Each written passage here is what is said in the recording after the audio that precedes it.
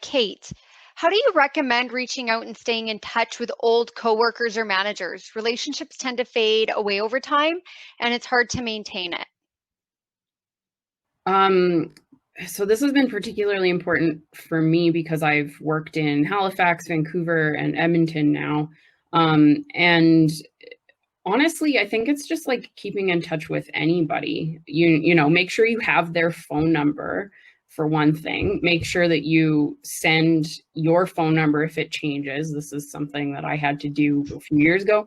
Have them on LinkedIn, like make sure you're kind of keeping up with them. And then I think a really good, like, for example, I reached out to my former boss at Clearly before this panel because this panel was making me think about him, right? I was thinking like, oh yeah, he said this and that was really good, and maybe I'll weave that into this panel discussion. And so I just reached out and asked how he was doing. We hadn't talked, you know, since the pandemic started.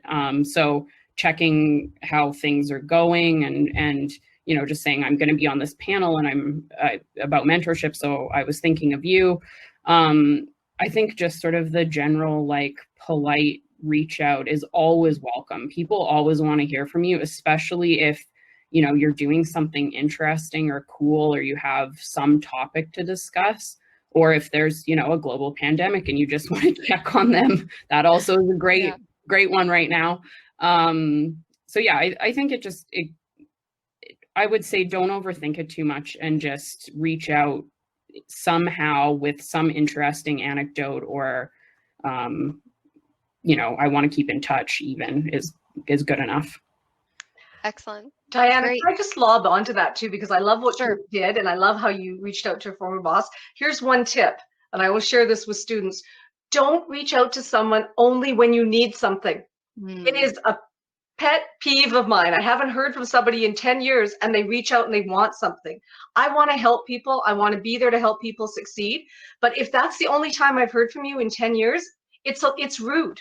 So it, like Kate said, don't overthink it. Just a simple hello, I was thinking of you, or reach out and say, I attended a mentorship panel and I thought of you and what you've done for me. Just wanted to say thank you. It doesn't, as long as it's genuine and authentic, it can be short and sweet. But you need to have built up some street cred, as I call it. That's a great, excellent point.